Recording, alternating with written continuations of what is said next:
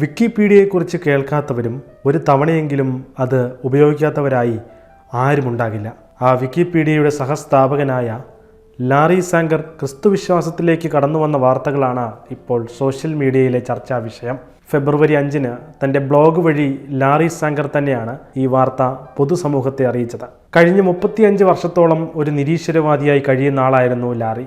അത്തരമൊരു പശ്ചാത്തലത്തിൽ നിന്നും എങ്ങനെയാണ് പെട്ടെന്ന് ക്രിസ്തുവിനെ രക്ഷകനും നാഥനുമായി സ്വീകരിക്കാനുണ്ടായ അനുഭവമെന്ന് കൃത്യമായി അദ്ദേഹം തൻ്റെ ബ്ലോഗിൽ വിശദീകരിച്ചിട്ടുണ്ട്. നിരീശ്വരവാദികളായ എൻ്റെ മുൻ സഹപ്രവർത്തകർ ഈ വാർത്ത കേൾക്കുമ്പോൾ ആശ്ചര്യപ്പെട്ടേക്കാം എന്ന വാക്കോടെയാണ് അദ്ദേഹം തൻ്റെ കുറിപ്പ് ആരംഭിക്കുന്നത്. ഒരു നിരീശ്വരവാദി ആയിരുന്നുവെങ്കിലും ക്രിസ്തു മതത്തോട് ഞാൻ അന്ന് ശത്രുത പുലർത്തിയിരുന്നില്ല എന്നും സാംഗർ പറഞ്ഞു. നിരീശ്വരവാദിയായിരുന്നപ്പോഴും ക്രിസ്തുവിനെക്കുറിച്ച് ഞാൻ അറിഞ്ഞിരുന്നെങ്കിലും ചില ഉത്തരം ലഭിക്കാത്ത സംശയങ്ങൾ അന്നുള്ളതുകൊണ്ട് അന്ന് ഞാൻ അതിനെ അത്ര കാര്യമായി എടുത്തില്ല.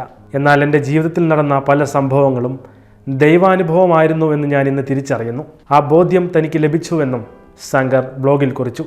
നിങ്ങൾ ലോകമെങ്ങും പോയി സുവിശേഷം പ്രസംഗിക്കുവിൻ എന്ന തിരുവചന ഭാഗം ഉദ്ധരിച്ചുകൊണ്ടാണ് അദ്ദേഹം തൻ്റെ ബ്ലോഗ് അവസാനിപ്പിച്ചത്.